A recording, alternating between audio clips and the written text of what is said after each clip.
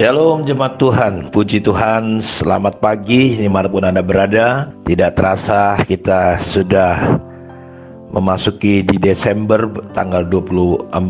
Suasana Natal yang berbeda di tahun ini karena situasi pandemi dan COVID-19 telah membuat dan memaksa kita semua orang percaya untuk merayakan Natal dengan benar, dengan melihat hal yang paling esensi, bukan lagi kepada liturgi, perayaan, kemewahan, kemegahan, tetapi ini mengajar dan mengajak kita untuk melihat hal yang paling penting, makna arti daripada Natal itu sendiri. Karena itu saya ingin mengajak kita melihat sebuah ayat firman Tuhan dalam Injil Lukas ayat 26-38. Dalam bulan yang ke-6, Allah menyuruh malaikat Gabriel pergi ke sebuah kota di Galilea bernama Nazaret kepada seorang perawan yang bertunangan dengan seorang bernama Yusuf dan dari keluarga Daud. Nama perawan itu Maria. Ketika malaikat itu masuk ke rumah Maria, ia berkata, "Salam, hai engkau yang dikaruniai, Tuhan menyertai engkau." Maria terkejut mendengar perkataan itu, lalu bertanya di dalam hatinya, apakah arti salam itu?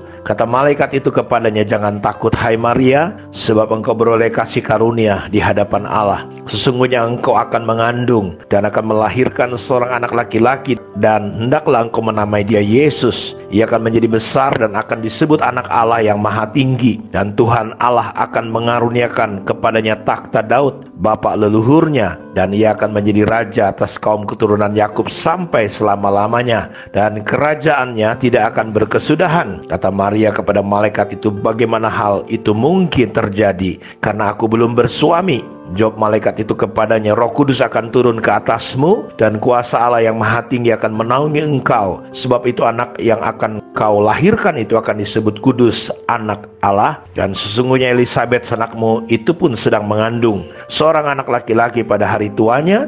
Inilah bulan yang ke-6 bagi dia, yang disebut mandul itu. Sebab bagi Allah tidak ada yang mustahil." Kata Maria, "Sesungguhnya aku ini adalah hamba Tuhan, jadilah padaku menurut perkataanmu itu." Lalu malaikat itu meninggalkan dia. Bapak Ibu, dalam rangka dan peristiwa penyelamatan dunia umat manusia, karena begitu besar kasih Allah kepada dunia ini, Dia telah mengaruniakan anaknya yang tunggal, supaya setiap orang yang percaya tidak binasa. Dan dalam proses untuk menyelamatkan dunia ini, menyelamatkan kita semua, Allah yang adalah kasih, Dia mengorbankan, merelakan anaknya yang tunggal. Dan dalam proses penyelamatan ini, Tuhan melibatkan, memakai orang-orang. Dan khususnya hari ini kita melihat sosok wanita bernama Maria. Ketika malaikat Gabriel datang dan berkata bahwa Maria adalah seorang wanita yang mendapat kasih karunia karena bisa dipakai Tuhan. Rahimnya digunakan oleh Tuhan untuk melahirkan, untuk menjadi wadah Yesus datang ke dalam dunia ini.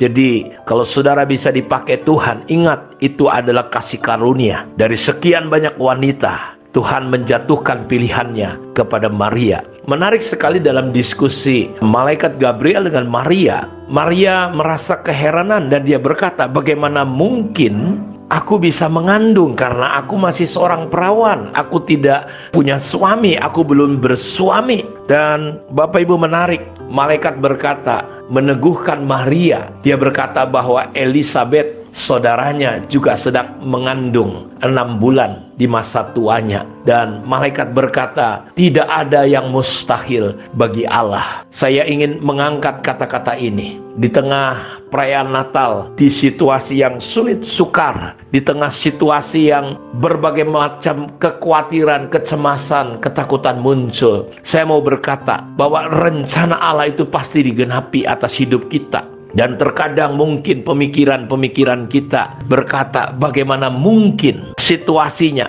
itu sesuatu yang melawan hukum kenaturalan, sesuatu yang tidak mungkin. Tapi Tuhan berkata lewat malaikat Gabriel, tidak ada yang mustahil bagi Allah. Karena itu biarlah dalam perayaan Natal kita di tahun 2020 ini, Bapak Ibu, ingat kata-kata ini, bahwa tidak ada yang mustahil bagi Allah. Mungkin situasi kita tidak kita duga sebelumnya. Mungkin ada perubahan dalam soal ekonomi. Mungkin ekonomi kita dari atas terjun ke bawah. bawah. Mungkin ada begitu banyak ketakutan, kekhawatiran muncul karena kita mendengar begitu banyak berita yang menakutkan. Tetapi masukkan kata-kata ini di pikiran, di hati saudara, bahwa tidak ada yang mustahil bagi Allah. Allah masih berkuasa, Allah masih mampu melakukan banyak hal. Tadi seorang jemaat datang, dia menceritakan apa yang terjadi dalam hidupnya. Ya, sudah sekian lama dia mengalami tekanan, dia mengalami perasaan-perasaan sakit penyakit yang luar biasa, yang sudah bertahun-tahun rasanya. Tapi kalau Bapak Ibu ingat kemarin hari Minggu di ibadah kedua, ketika kita sedang menyembah Tuhan dan mengakhiri doa, saya mendengar Tuhan berkata di hati saya bahwa ada orang-orang yang menyaksikan ibadah secara online, dia disembuhkan oleh Tuhan. Tapi Tuhan tidak beritahu penyakitnya apa, laki-laki atau perempuan. Tapi saya dapat peneguhan kuat, saya dengar Tuhan bicara bahwa ada orang-orang yang disembuhkan Tuhan secara ajaib ketika dia mengikuti ibadah online. Dan tadi ketika saya sebelum membuat saat teduh ini, siang dia mengantar berkat sedikit kue Natal. Dan dia berkata, "Pak, waktu Bapak bicara bahwa Tuhan menyembuhkan orang yang sakit ketika menyaksikan ibadah online ini, saya adalah salah satu orangnya yang mengalami kesembuhan."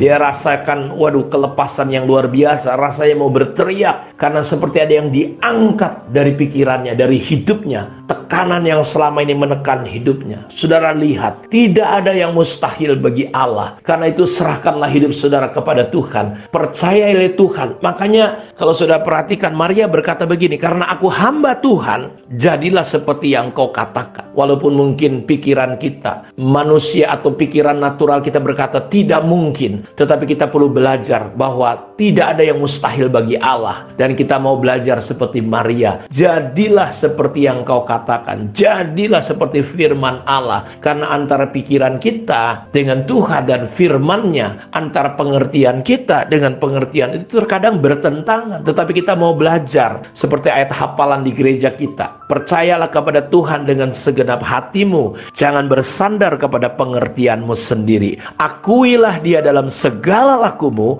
maka Dia akan meluruskan jalanmu. Jangan anggap dirimu sendiri bijak. Percayalah kepada Tuhan. Jauhi kejahatan. Apa yang terjadi, itulah yang menjadi kesembuhan bagi seluruh tubuhmu, dan tulang-tulangmu akan disegarkan. Kita lihat dampak ketika kita mengakui Tuhan, ketika kita percaya dengan sepenuh hati. Saudara akan melihat ada mujizat yang terjadi. Apa yang tidak mungkin bagi manusia, itu menjadi mungkin bagi Allah. Itu menjadi mungkin bagi orang-orang yang berkata, "Karena aku anak Tuhan, karena aku hamba Tuhan, jadilah seperti firman-Mu." Karena itu biarkan firman Tuhan mendesak masuk dalam pikiran, perasaan, dan hidup kita, dan mendominasi kita, sehingga kita bisa merayakan Natal dan kita bisa melihat bahwa Allah tidak pernah berubah dulu, sekarang, sampai selamanya.